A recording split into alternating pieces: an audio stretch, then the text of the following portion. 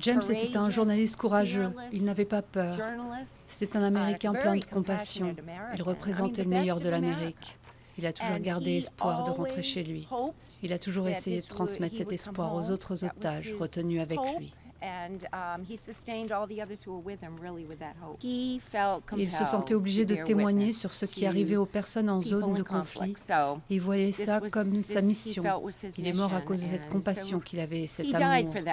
Je prie pour qu'on se souvienne de lui ainsi, pour qu'il ne soit pas mort en vain.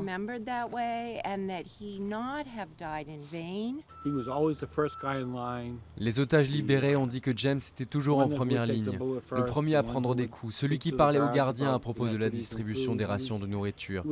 Il n'a jamais été un feignant, il était le porte-drapeau, c'était sa passion. Il voulait faire cela pour les autres. Il voulait faire cela pour ses camarades journalistes.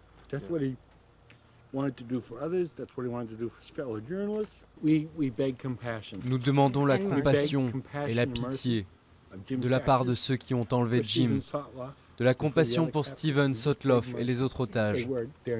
Ils n'ont jamais fait de mal à personne, ils voulaient seulement aider. Il n'y a aucune raison à ce qu'il y ait un massacre. Le plus important pour James, c'était de toucher ceux qui étaient en souffrance, pour en parler au reste du monde.